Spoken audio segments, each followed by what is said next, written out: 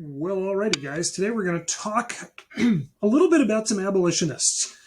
This is probably something that you've seen before. I don't think it's anything that's going to be shocking, but I do want to talk about this, and specifically the role that abolitionists are going to play in making the division between the North and the South particularly a little bit worse. Okay? So 2.4 is all about African Americans, and I should also throw in there the abolitionists during the antebellum period. So first of all, we're going to talk about African Americans. I want to make sure that you don't have any misconceptions about where African Americans are or how they're being treated. So again, pretty basic stuff, but let's make sure we're all on the same page. Some people have this idea that African Americans only lived in the South prior to the Civil War, but that's not true. African Americans lived all over the United States, and as we've talked about in the past, in the North particularly, a lot of the northern states had started to emancipate slaves after the Declaration of Independence, but that isn't totally done until actually relatively close to the 1830s, end of the 1830s, which it says right there. Slavery was illegal in the Northwest Ordinance, which we've talked about. Those are 5 states that have never had any slavery, which is, good for them. However, even in those states and all the other northern states, African Americans really had very few rights that white people had. They could get married, and that was about it. They couldn't vote, and this was true even after they allowed men who didn't own land to vote. We call that universal manhood suffrage, which is funny because it's not really universal if it doesn't include African Americans, but it tells you how African Americans were viewed at that time. Universal to them meant white people universally. African Americans would be the last hired for a job and the first ones fired. They always had to work the jobs that nobody else wanted in society. Like, think about it like garbage men, or I know even today, like the chicken plant is a job that I don't think most of you would want, but that's the kind of job they would end up with. They didn't really intermingle with white people. You didn't have white people hanging out with black people. We call this de facto segregation. Okay, segregation is obviously keeping the races apart. There are 2 types. There's de jure, which is what's going to happen in the South. That's segregation by law. And there's de facto, which just means the reality is there's segregation. Here's a white neighborhood, there's a black neighborhood, and so on and so forth. Okay. Most African Americans in the South, on the other hand, were definitely slaves. You don't have a lot of freed African Americans, though there are a couple. Now, their treatment depends on their location and their masters. So the deeper south you go, the worse the treatment is, and the more common it is to see very nasty, very harsh masters. The further north you get, there is some better treatment. I don't want to really go so far as to say that they were good masters, because even the masters that some people would say are quote unquote good still are enslaving other human beings, and they're taking away their rights. Some people will say, yeah, but they're putting a roof over their head and they're taking care of their basic needs. That was actually one of the defenses that the slave owners themselves use, and it's based on an assumption that African Americans weren't able to take care of themselves.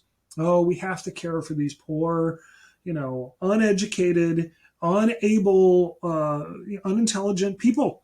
That was actually a defense. It doesn't work that way. There were some freedmen who lived in cities as artisans. They would be like barrel makers or blacksmiths, or maybe they made hats. Things that were in short supply, so that even if you were black and the people around you were racist, they had to go to you. Either they went and they paid for your services, or they didn't get the barrels or the blacksmithing or the carpentry or whatever it was. Okay.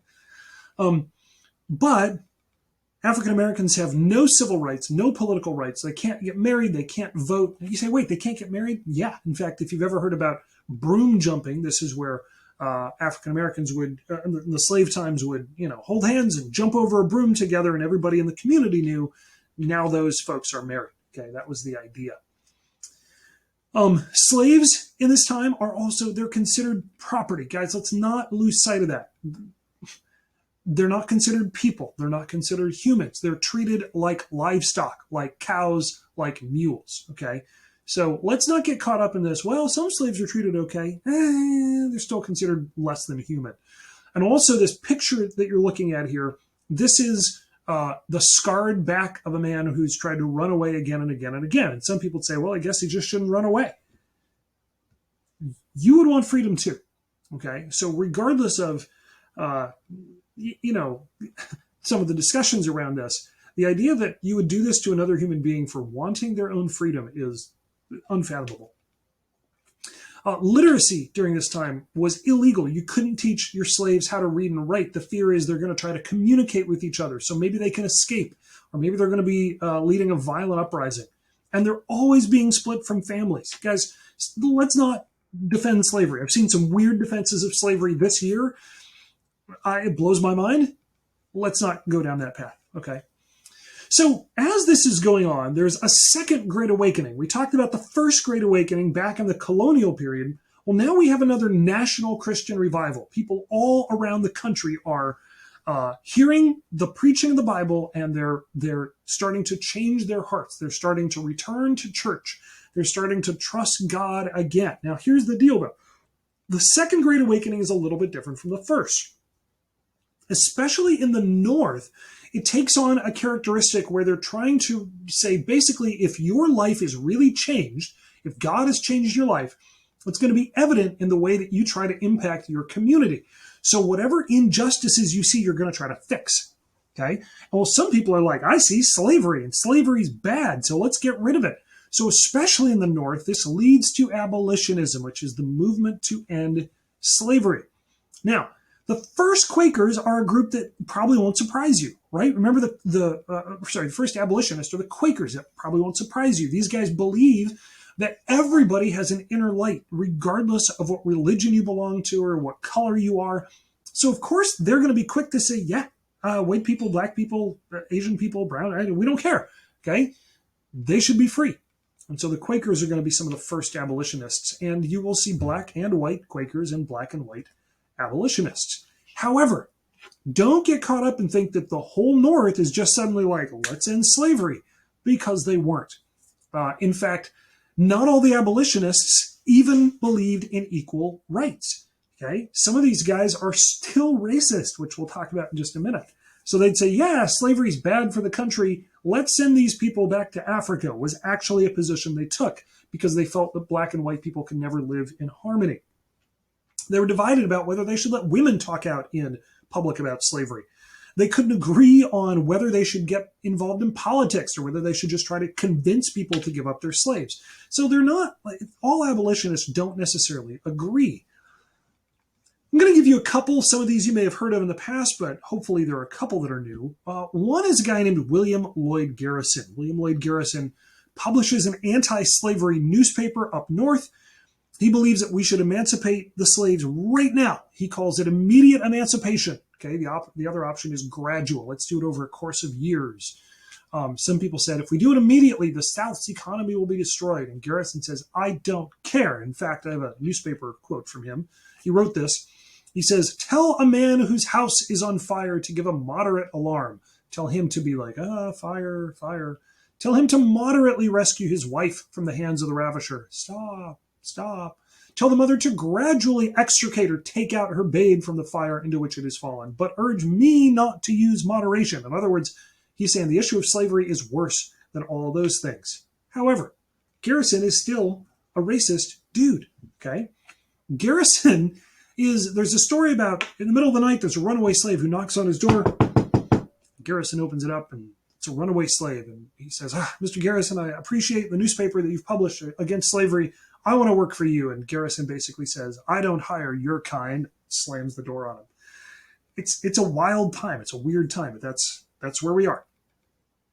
These ladies up in the upper right-hand corner, they're the Grimke sisters, Sarah and Angelina Grimke. They're actually from South Carolina. They grew up on a plantation. And as they grew up and watched the treatment of the slaves, they realized that it's inhumane. It's awful. And so they begin going around the North giving speeches about how awful slavery is. They also are in favor of women's rights, which we'll talk about that in just a second. And they start organizing some anti-slavery conventions, which is going to be basically, let's invite people in and we'll talk together about what we can do to end slavery. And then finally, this is Frederick Douglass. Sorry if you're watching the video. I know my face is covering up Frederick, but it's Frederick Douglass. He's a former slave that was able to escape into freedom, and he wants political reform. He's going to work with Lincoln and others. He writes his autobiography to try to show people of the evils of slavery. We've also got a guy by the name of Nat Turner, which I'm sorry, I thought I had a different slide there. It's not showing up though. That's okay. Nat Turner is going to lead a violent slave rebellion. Hang on one second. Nat Turner is going to lead a violent slave rebellion. Here's a picture of it on the next slide, where a number of folks are going to, hold on. So sorry for the distraction. Nat Turner is going to lead a slave rebellion where he is preaching to his brothers and sisters, and the slave owners are like, that's cool, he's preaching. But what he's preaching is basically kill whitey. Like, the only way for us to make all this right is to kill these people who are oppressing us. And so they actually kill a number of people, both on the plantation where they work and around the area. And this makes sense because there are way more of them on a fully stocked plantation. Fully stocked is not right. That sounds callous. We'll say stocked. You know what I mean. Then there are white people. Okay, there are lots and lots and lots of them. If we're talking about a plantation that's large, that has lots of people. So even you can see in this picture here, they're going to stab one dude. They are going to take a hatchet to a lady and her children. There's a story about some of the slaves are going to beat a woman with a fence post until she dies. And these guys are rounded up. They're captured, and Nat Turner is going to be hanged, I believe.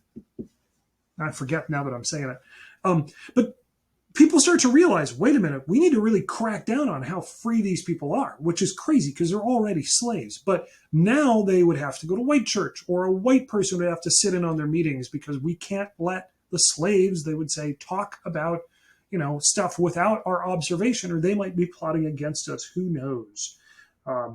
Which is interesting. Of course, Harriet Beecher Stowe, you're probably familiar with. She wrote Uncle Tom's Cabin, which talks about how evil slavery is. Remember, they don't have Netflix, they don't have documentaries, and so Harriet Beecher Stowe basically writes a fictionalized account of people in slavery and what their life is like and how they're being beaten for, just minor things, and they're not supposed to be able to read. Lots of little things like this. And for the first time, people in the North are like, whoa, slavery is really bad. There's a story about Abraham Lincoln meeting Harriet Beecher Stowe, and she's not a tall woman. So Lincoln says, so you're the little woman who is responsible for this big war, referring, of course, to the Civil War. Harriet Tubman, finally, I don't want to talk a lot about her because I think you've probably heard a lot about her, but I mean, this is the Underground Railroad. She frees her own parents from slavery. She keeps going to the North, and then she'd return again and again and again to free more people, which is just kind of amazing if you think about it. I love this map. I think it's very helpful because, yes, we do need to get the slaves out of the South into the North, but it's not enough to get them into the North. We need to get them all the way to Canada, or they're not really free, and we'll talk about why that is in a couple days. If you live pretty far south, like near Florida, you're actually going to escape toward Haiti or toward Cuba because you just Canada's way too far away for somebody in Florida. Okay. We talked about these discussions in class. Sorry that you missed them. Abolitionists, though, are not going to be effective at what they do until we really start dealing with westward expansion, okay? Because as some of these Western states want to become states, the question is, are they going to support slavery in Congress? Or are they going to be against slavery in Congress? What are we going to do? Okay, and so this becomes a really big issue.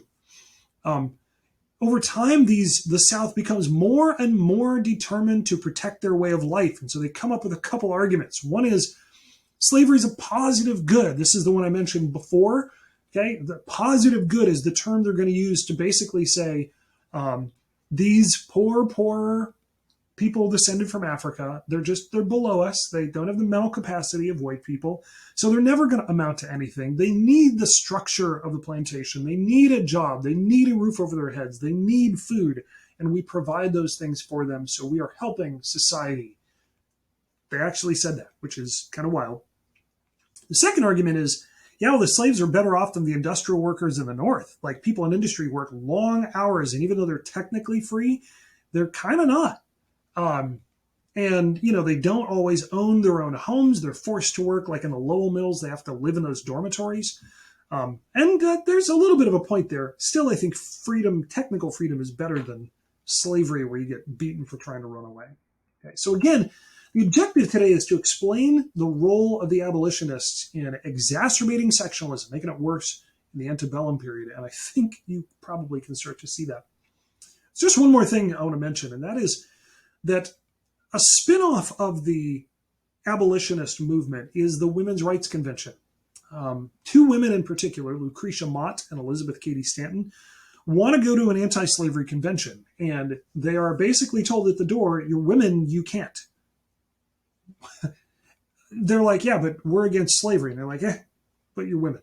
So they're like, cool, well, we're still against slavery, but just kind of hold that thought. And they begin an anti-sexism convention called the Seneca Falls Convention. One of the things that comes out of the Seneca Falls Convention is the Declaration of Sentiments. And I apologize that it doesn't show up, the definition doesn't show up there, but here's what it should say in yours. It's a statement that's based on the Declaration of Independence that demands equal treatment for women. Remember in the Declaration, it says, he has taken away our rights. He has quartered troops in our homes. And they're talking about the king. Well, the Declaration of Rights of Sentiment, he refers actually to men and how they have not given women equal rights. In fact, the Declaration of Sentiments begins, we hold these truths to be self-evident that all men and women are created equal. And the structure just mirrors the Declaration of Independence. Now, some of you are like, man, women's rights, whatever. Okay, hold on. That's a whole other discussion. At this point, though, in the antebellum period, the rights they want are crazy things like they want to be able to go to college, which women couldn't do at the time. They want to be able to own property, which women couldn't do at the time. If they want to buy a piece of land or a house, sorry, you have to have a husband who's going to buy that for you. And if you want to get a divorce, sorry, doesn't matter how awful your husband is, that he's, sleeping around, that he's beating you, that he's drunk all the time, whatever, you cannot initiate a divorce. Only the man can, okay?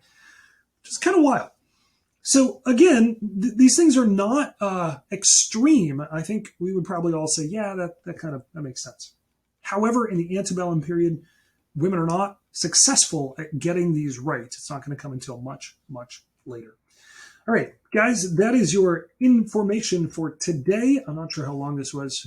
Sorry if it was a little long. If you have any questions, shoot me an email, and I will see you guys